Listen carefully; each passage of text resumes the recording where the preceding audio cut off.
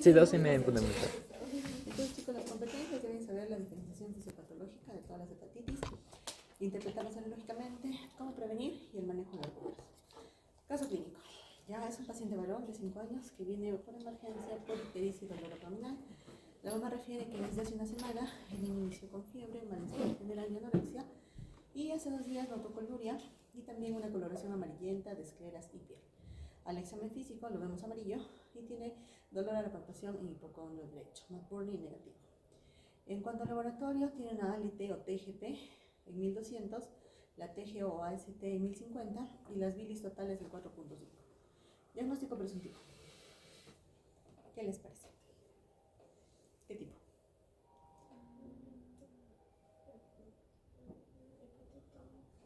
¿Qué tipo? A, puede ser, ¿no es cierto? Por ser lo más común, es un cuadro agudo. ¿Cómo confirmaríamos? Si fuera hepatitis A, ¿qué le pedimos para confirmar el diagnóstico? Ajá, ¿cuál es lo que pides para confirmar? Dices esto, con eso me sale eso. IgM. No. IgM. Para hepatitis A. Ah, ¿Verdad? Ok, ¿y cómo manejan? Ya confirmamos, es hepatitis A. ¿Cómo lo manejan? Tratamiento. soporte.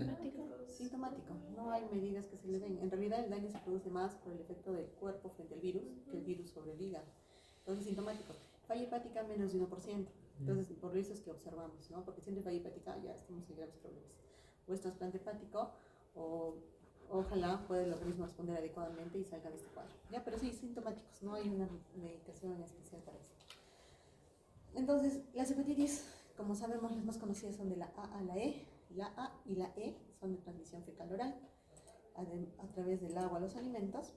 Es raro que se cronifiquen, en realidad no está reportado, salvo la en embarazadas o en algunos casos de inmunocomprometidos, perdón. Y el manejo principalmente en ambos es de soporte. Vacunas tenemos para la E que están desarrollando en algunos países.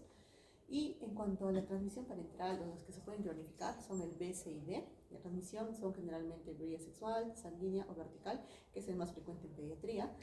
Tienen alto riesgo de cronicidad. Y el manejo pues son antivirales, pero también tenemos riesgo de cirrosis y carcinoma hepatocelular. Ahora vamos a hablar un poco de la hepatitis A. Entonces la hepatitis A en pediatría suele ser aguda, suele ser en muchos casos inclusive asintomática o un cuadro leve, se autolimita y no cronifica. Lo que se recomienda es la vacunación universal entre los 12 y 23 meses, dependiendo del lugar. Por ejemplo, en nuestro Perú solo está aprobada una vacuna por el MINSA, pero de manera particular tenemos 2 con un intervalo de 6 meses. Pero la estrategia principal es la prevención primaria, ¿no? Lavado de manos y vacuna. Entonces, ¿qué es lo que sucede? Nosotros ingerimos el virus que se transmite por vía fecal-oral. Este llega a la mucosa intestinal, a través de la porta llega al hígado, en el hígado se secreta a través por la bilis y luego salen las heces. Entonces está todo un círculo enterohepático. Es un virus tipo ARN, Picornaviridae. La incubación es de 2 a 4 semanas. Vamos a ver que las enzimas van a estar elevadas cuando ya está dando el cuadro clínico o se está manifestando con hepatitis. Frecuentemente son más de 1000. La bilirrubina suele elevarse así, pero no tanto, suele ser menor de 10. El curso generalmente autolimitado, en la mayoría de casos van bien, solos. Y la recaída puede darse incluso en 10 a 15% en los primeros 6 meses. Como les comenté, la falla hepática aguda o fulminante suele ser en menos del 1% y es más probable en ancianos. Y para el diagnóstico se realiza la IgM antivirus hepatitis A. Esta IgM puede estar positiva hasta durante 4 meses. Y para después podríamos pedir la IgG para corroborar si ya está el paciente con inmunidad natural o si ya tiene la vacuna. Entonces, ¿cómo manejamos la hepatitis A? Como habíamos comentado, es un manejo sintomático. Debemos mejorar las condiciones sanitarias para minimizar la transmisión. O sea, mamá que cambia los pañalitos, se lava las manos. Mamá si cambia pañales y cocina, se lava las manos antes de cocinar. El paciente que ya va al baño, hace popó y se limpia, se lava las manos después de ese popó, ¿no es cierto? Y antes de los alimentos o después de hacer ciertas actividades. También es importante que en algunos casos la excreción de virus puede ser hasta 6 meses de haber iniciado el cuadro. O sea, el niño empezó en enero, puede seguir botando virus hasta junio. Entonces hay que tenerlo en cuenta, ¿ya? Y igual, como han visto, el periodo de incubación es largo. Entonces, si tú preguntas a una mamá, ¿no?, que viene por fiebre, diarrea, vómitos y amarillo, y le dices, ¿y la semana pasada comió algo? Lo más común es, ¿no? ¿Qué hizo ayer, anteayer? ¿Comió? Nada. Pero en realidad son hasta 4 semanas. O sea, puede ser que hace un mes se comió ese virus y recién está empezando a conocer. Tiene un periodo de incubación largo. Históricamente se ha utilizado la inmunoglobulina como prevención, pero ahora está avalada o indicada en menores de 12 meses. Y la profilaxis post-exposición está aprobada desde el 2007. Entonces, y se da en pacientes inmunocompetentes que no tengan enfermedad crónica entre los 12 meses y 40 años. ¿Por qué les digo esto? Porque si es un paciente, por ejemplo, con cirrosis hepática, por decir, por atresia de vías biliares, la vacuna puede considerarse antes, porque ya tenemos que protegerlo, porque este niño cirrótico por atresia de vías biliares, si hiciera una infección por hepatitis A, tiene más riesgo de ir mal. ¿Ya? Entonces, por eso aquí dice inmunocompetentes sin enfermedad crónica, o sea, digamos a los previamente sanos, todos deberían vacunarse entre los 12 meses y 40 años. Y aquí les pongo los esquemas. Tenemos el esquema MINSA, que recomienda poner una sola dosis a los 12 meses de edad. Y el esquema particular, que también lo tenemos en el Perú, pero pagando, que también es de los 12 meses, pero tiene dosis que pueden ser con un intervalo de 2 meses. No, perdón, son 2 dosis, aquí eran 2 dosis. Y la segunda dosis se da a los 6 o 12 meses después de la primera vacuna. Hasta aquí preguntas de la hepatitis A. ¿No? Listo. Entonces vamos a hablar de hepatitis C. Como habíamos comentado, también es fecal oral. La incubación aquí es más larvada, hasta 10 semanas inclusive. La clínica también puede ser aguda y autolimitada y en algunos casos va a ser indistinguible de la hepatitis A. Entonces puede ser la misma clínica, al final las dos se pasan. Dependiendo del tipo de genotipo, por ejemplo, el 1 y 2 va a ser transmisión hídrica y es exclusiva en humanos. Y los genotipos 3 y 4 puede ser una transmisión zoonótica que puede ser a través de cerdos, conejos o carne en la cocina. ¿Quién es la población de riesgo en la E? Las embarazadas, E de embarazadas. ¿Sí? Tienen alto riesgo de progresión a fallo hepático fulminante, sobre todo en el tercer trimestre. Y en los inmunocomprometidos es la única población en que puede desarrollar infección crónica por la hepatitis C. Recordemos que la A hemos dicho que no planifica, la E generalmente no planifica, pero en los inmunocomprometidos podría desarrollar infección crónica. Pero generalmente son con los genotipos 3 y 4. ¿Alguna pregunta de la E? ¿Nada? Eso es todo con la hepatitis B. La hepatitis B, como ya habíamos dicho, es una de las que tiende a cronificar. A diferencia de los demás tipos de hepatitis, es la única que es de el virus es ADN, todos los demás son ARN. Entonces, mientras más pronto el niño se infecta, o sea, por ejemplo, por la vía vertical, el más del 90% va a evolucionar a cronicidad si la infección ocurre en el periodo neonatal o en el primer año de vida, versus alrededor de un 5% de cronicidad después del 5º año, o sea, de los 5 años de edad, si se infectan a esa edad, que ya es la tasa equivalente a la cronificación en relación a los adultos. Es una enfermedad de alta prevalencia y bueno, esta diapositiva ha sido tomada de un artículo argentino, por lo cual que dice, ¿no? En Argentina la prevalencia es baja, pero experimenta un aumento sostenido debido a los flujos migratorios constantes que están teniendo. La transmisión más frecuente es la transmisión vertical, de madre a hijo. Entonces, es la vía más frecuente en pediatría actualmente. ¿Qué hacemos para profilaxis? La idea es que se haga búsqueda obligatoria en embarazadas. En otros países ya está estandarizado que a las embarazadas les pedimos los marcadores para hepatitis B. Y de ser positivo, se debe poner la inmunoglobulina más la vacuna al recién nacido en las primeras 12 horas de vida.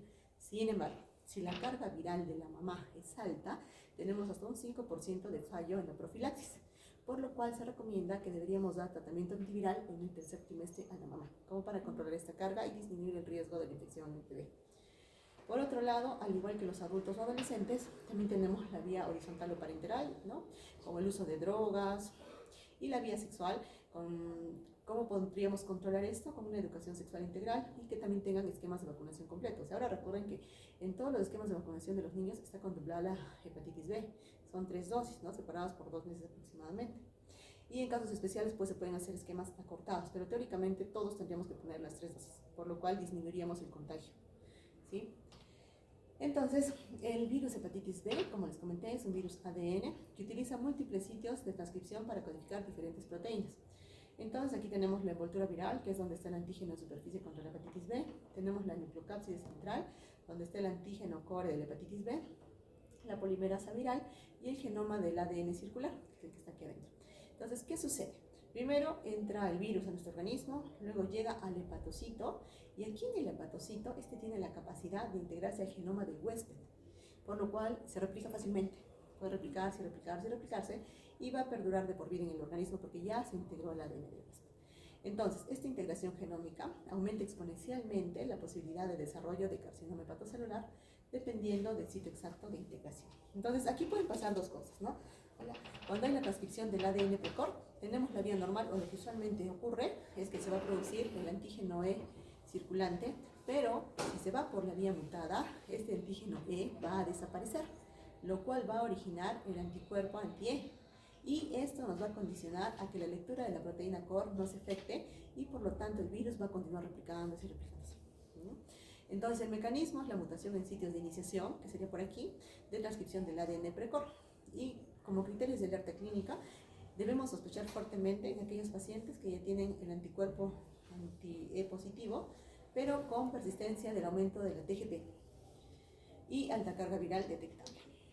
Entonces, la presentación inicial en nuestros niños suele ser asintomática y esta evolución tórpida puede ser inicialmente a fibrosis o cirrosis. En pediatría es rara, a diferencia de los adultos, pero como ya hemos visto, a largo plazo, mientras más pequeñito se infectó, es más posible que vaya a la cronificación versus los adultos que tienen menos posibilidad. Sin embargo, se recomienda para poder detectar oportunamente estas complicaciones, hacerles un control obligatorio una vez al año al paciente pediátrico, en donde vamos a hacer un examen físico adecuado. Además, se recomienda el dosaje o pedir como laboratorio las enzimas hepáticas, fundamentalmente la TGP y la alfa-fetoproteína. Con la alfa-fetoproteína podemos ver el riesgo o ya la posibilidad de que esté iniciando un carcinoma hepatocelular y también la ecografía. Entonces, como ya sabemos que esta enfermedad, esta infección por el hepatitis B se puede complicar, a largo plazo podría producir un carcinoma hepatocelular que va a ocurrir hasta en el 50% de los pacientes, o también podría darse una coinfección con el virus delta, que es raro, pero evoluciona a cirrosis en más del 25% de los casos. Y acá, en pediatría varía un poquito las formas de presentación, perdón, en adultos varía un poco las formas de presentación, pero en pediatría tenemos 4 fases de la historia natural. Entonces, primero es la tolerancia, ¿no? En donde vemos que la TGP, o sea, la inflamación del hígado, no va a estar presente, por eso es normal. Pero sí vamos a tener una carga viral elevada, así como el antígeno E positivo y el antígeno superficie también. Cuando pasamos a la fase activa, vemos que ahí empieza a inflamarse el hígado, por eso empezamos a ver la TGP aumentada con una caída de la carga viral. Y después vamos a pasar a la fase inactiva. Cuando nosotros damos el tratamiento para la hepatitis B, lo que se busca es el pase de la fase activa a la inactiva en unos 2 o 3 años, o sea, acortar este periodo. Y entonces, cuando el paciente entra en fase inactiva, vamos a ver que la TGP otra vez se normaliza y la carga viral del virus es no detectable. Y posteriormente, independientemente de que haya o no recibido tratamiento, pueden pasar a la fase de recuperación hasta un 20% de los pacientes. Esta fase no se puede modificar con tratamiento. Entonces, eso va a depender del paciente, la respuesta inmune. Y aquí vamos a ver que la TGP está normal y la carga viral va a ser indetectable. Y aquí es donde vemos que que ya podemos detectar el anticuerpo contra el antígeno en superficie de la hepatitis B. Y se negativiza el antígeno en superficie para la hepatitis B. Entonces, ¿qué es lo que sucede? De 100 pacientes pediátricos, primero se activa, ¿no? Primero hemos dicho que estamos en la inmunotolerancia, luego pasamos a la fase de activación. El paso de la fase de la tolerancia a la fase activa suele ocurrir alrededor de la pubertad, con un aumento de transaminasas y disminución de la carga viral. Luego pasamos a la fase inactiva, aquí es donde actúan los medicamentos antivirales. Entonces, hasta 85% de los niños va a alcanzar la fase inactiva, ya sea espontáneamente o post-tratamiento, solo que los antivirales lo van a hacer más rápido, en un periodo de 2 años. Y a la recuperación, eso sí depende del paciente. Y entonces aquí solo el 20% va a pasar a la etapa de recuperación completa, donde aparece el anticuerpo contra el antígeno de superficie y desaparece el antígeno de superficie para la hepatitis B. Entonces, esta tasa de progresión final del 20%, hacia la recuperación no se modifica con ningún tratamiento médico. El tratamiento actúa en esta fase, del paso de esta al paso de esta. Y entonces, ¿a quiénes debemos tratar? ¿A qué paciente pediátrico vamos a tratar? Lo que recomiendan las guías es tratar al paciente que se encuentra en la fase activa, es decir, que tenga la TGP elevada, aquí nos pone un punto de corte de 2 veces el límite superior, disminución de la carga viral previa al inicio del tratamiento, o que tengan un grado significativo de inflamación objetivizado en la biopsia hepática. Y en la fase de tolerancia se recomienda no tratar, porque en ese momento no hay mayor reacción del hígado, salvo que nosotros en la fase de tolerancia, mientras vamos haciendo los controles, detectemos que está empezando a subir la TGP o haya presencia de fibrosis confirmada en la biopsia, entonces allí se consideraría tratar. Pero en realidad, si lo valoramos así, estaríamos ya entrando a la fase activa. O sea, realmente se trata en la fase activa. Entonces, como habíamos hablado, la primera etapa es la inmunotolerancia. En la inmunotolerancia, como estaba en el cuadro inicial, vamos a ver una carga viral masiva y vamos a ver que nuestro sistema inmune está en reposo. Por eso es que nuestra TGP va a estar normal. En niños afectados verticalmente, el sistema inmune no reconoce al virus como extraño. O sea, los que nacen con hepatitis B por la mamá no lo van a reconocer como extraño, por lo cual en ese tiempo, en ese periodo, no va a haber inflamación ni fibrosis hepática. O sea, el organismo lo va a reconocer como algo propio de nosotros. Y entonces la regla clínica es, si no hay daño hepático inmunomediado, es decir, que no empieza a subir las transaminasas o no hay alteraciones en las biopsias tipo fibrosis, no tratamos, observamos, con el fin de evitar generar resistencias prematuras. ¿Ya? Entonces se trata en la fase activa de la enfermedad. Y en cuanto al tratamiento terapéutico, tenemos varias posibilidades. De inicio está el PEG-interferón, también podemos usar la lamivudina, el entecavir y el tenofovir. Estos son esquemas del 2023. Ya en el 2025 nos actualizan un poco más y nos dicen a partir de qué edad podemos utilizar. Entonces acá también nos dicen, ¿no? Debemos empezar a tratar cuando se rompe la inmunotolerancia, o sea, cuando entramos en la fase activa. Y que se caracteriza por la TGP elevada o una hepatitis activa prolongada. Recuerden que la TGP es un marcador de inflamación, o sea, con TGP elevada podríamos hablar de hepatitis, ¿sí? Y si en la biopsia tenemos fibrosis, también hablamos de inflamación.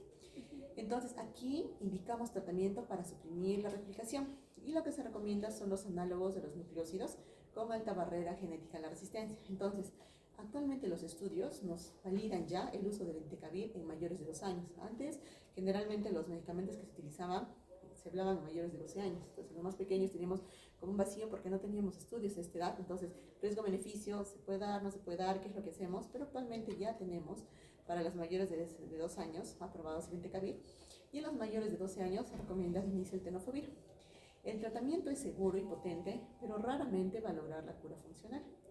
Y es un tratamiento básicamente de control a largo plazo. O sea, vamos a seguir infectados, ¿sí? Finalmente es una infección crónica. Entonces, tenemos 3 pilares del manejo pediátrico. La profilaxis es el mejor tratamiento, o sea, detectar a la mamá, si nace el bebé, darles inmunoglobulina más la vacuna dentro de las primeras 2 horas de vida. Si la mamá tiene infección con carga viral alta, tratar a la mamá en el tercer trimestre.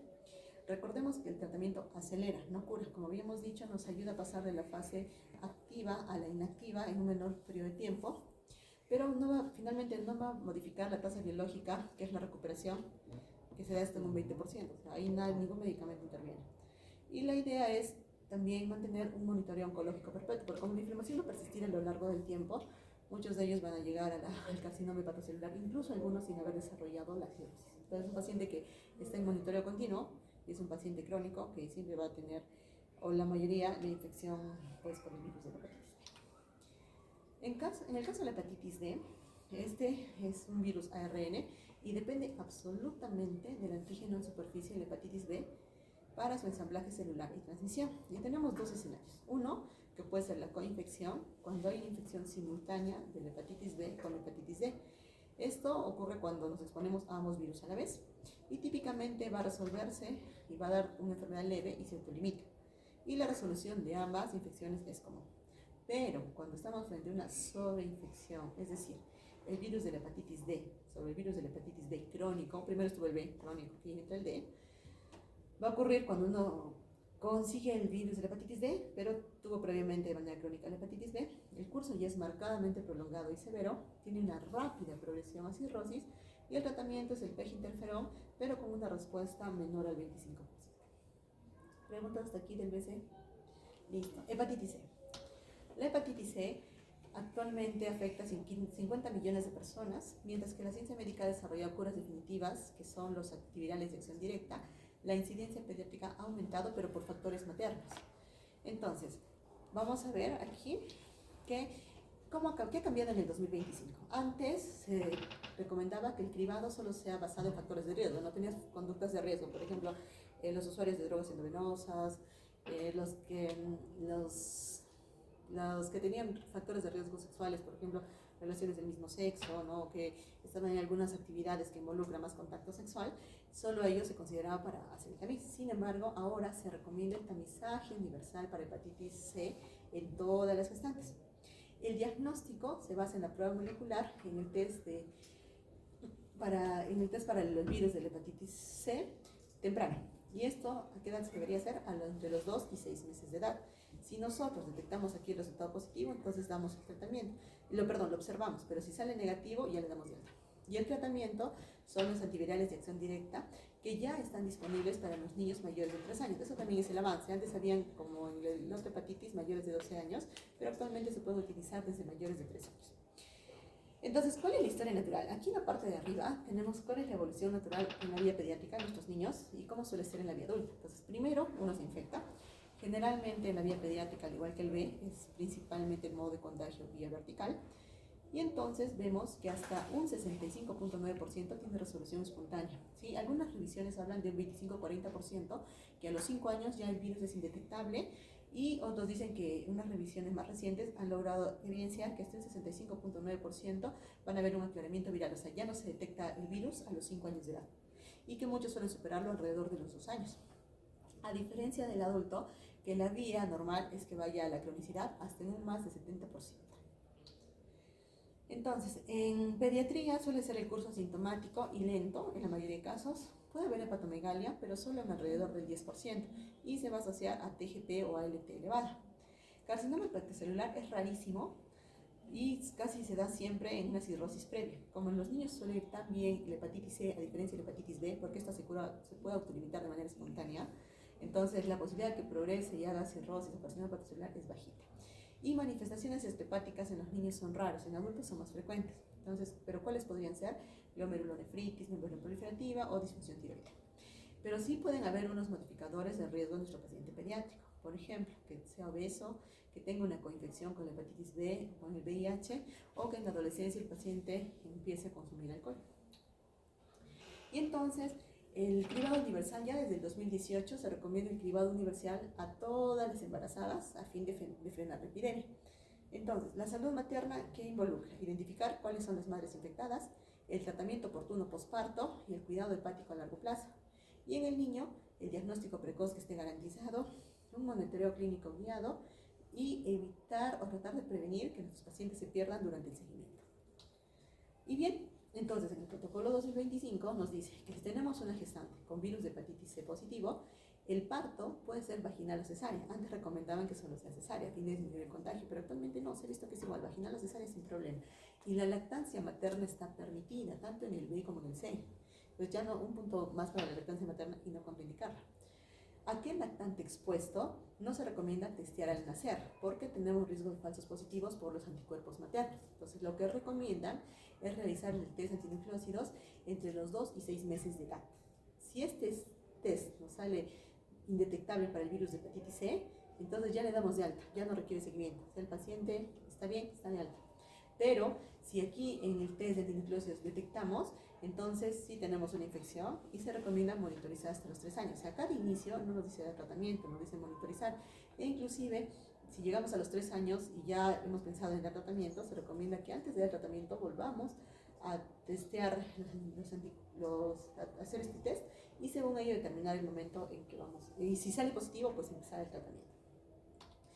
Ahora, como parte de los controles que vamos a hacer en nuestro paciente, se recomienda, si nos sale positivo, vamos a hacer el ARN del virus, tenemos que ver enzimas hepáticas, la bilirrubina, la albúmina, recuento de plaquetas, el INR. Y es importante también ver que nuestro paciente, si tiene o no VIH, virus de la hepatitis B, y es importante vacunarlos contra la hepatitis A y B si es que no ha habido inmunidad. Porque recuerden que al final si el hígado se va a comprometer, más daño le va a hacer si tiene estos virus. Pero si no ha tenido la inmunidad, tenemos que vacunarlos.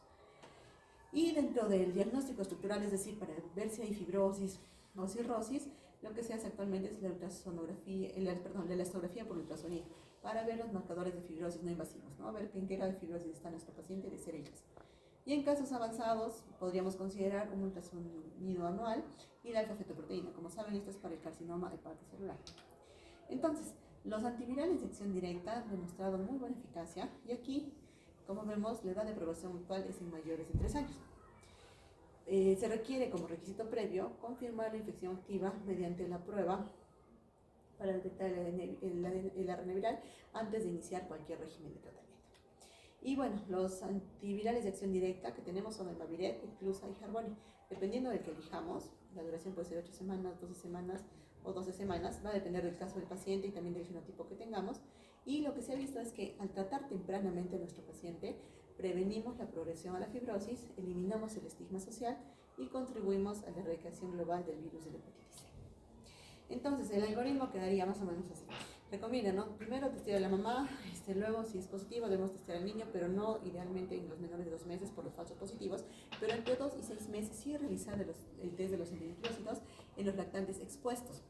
Si este nos sale negativo, está de alta; si está positivo, observamos y vamos controlando. Si por A o B estuviéramos en un escenario en que el niño requiere tratamiento, entre los 12 y 23 meses se recomienda el hito de vacunación universal. En algunos lugares ya se está probando la vacuna y se ha visto que tiene buenos resultados. Si en algún pequeño, a los 2 años, requiere el tratamiento según su esquema general, su evaluación clínica, se decide que él debería ya iniciar el tratamiento, aquí tenemos la edad mínima para el uso de Entecavir, entonces se podría considerar este Entecavir. Pero lo que hemos conversado de los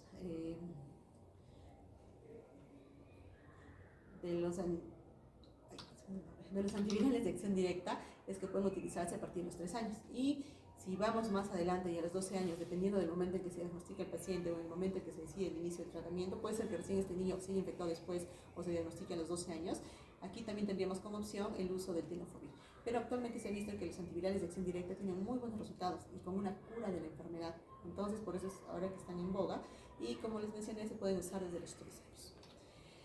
Entonces, ¿qué debemos hacer? Un manejo integral de asesoramiento clínico. La idea es desestigmatizar y la vida escolar, ¿no? Porque, por ejemplo, ustedes ven, ¿no? Un paciente con VIH, pese que sabemos que las vías de contagio son puntuales, ¿no? No quieren ni que se junten los papás, ¿no? Está cerca esa niña, tiene VIH, no debe juntarse. Entonces, ya es un estigma social. Si el niño que carga con esa enfermedad, pues lo aíslan de los grupos. Hay colegios que tampoco les permiten estar, o sea, es todo un problema para el niño. Entonces, en este caso, gracias a Dios, la hepatitis C se cura. Entonces, el riesgo de que se contagie también por vías no usuales no está validado, pero igual, si alguien se entera que tiene hepatitis C, pues si por el desconocimiento lo mismo, ¿no? No te juntes con ese niño porque te puede contagiar la hepatitis C. La salud hepática preventiva es prioridad. Aquí, parte de la salud hepática es manejar y no llegar a la obesidad, porque la obesidad incrementa la severidad y el riesgo de progresión de la enfermedad. Y prevención del daño o reinfección. La idea es que, ok, ese niño se curó, de repente por la mamá lo heredó, pero luego se curó, de repente de manera espontánea, de repente con los antivirales de acción directa, entonces enseñarle y prevenir futuros episodios, ¿no? O sea, explicarle salud sexual, tratar de evitar o control estricto del alcohol y las drogas en adolescentes, a fin de evitar la reinfección tras la curación. Y bueno, entonces para el 2030 lo que busca la OMS es la eliminación del virus de la hepatitis C como amenaza de salud pública. Y para ello, como les decía, están en desarrollo de la vacuna. En algunos lugares se han dicho que sí, tiene mucha eficacia. Aquí en Perú no la tenemos. Pero también, por otro lado, si tuvieran el diagnóstico positivo, los antivirales de acción directa se pueden usar, solo que algunas aseguradoras médicas todavía están como que sí, que no, y hay que hacer el sustento suficiente, pero se han demostrado, o sea, ya está demostrada la eficacia, entonces se debe tratar y finalmente costo efectivo sí es. Y la conclusión clínica es que el tratamiento temprano va a mejorar radicalmente la calidad de vida y es una estrategia definitiva para erradicar el virus en la población pediátrica. Cuadro resumen de todas las hepatitis: el A y el E son vía fecal oral, todos son ARN menos el B. La cronicidad es predominantemente con el BSD. Los diagnósticos para la hepatitis A, IgM antihepatitis A; para el B, el antígeno de superficie de hepatitis B; para la hepatitis C, el anti-VHC o detectar la carga viral; para la hepatitis D, igual anti-VHD o detectar la carga viral; y para el E, la IgM antihepatitis C. Vacunas están para el A, vacunas que están para el B, y la vacuna está también para el D. Acá, como les digo, en el C está en estudio, en algunos lugares dicen que sí, ya la vacuna tiene buena eficacia.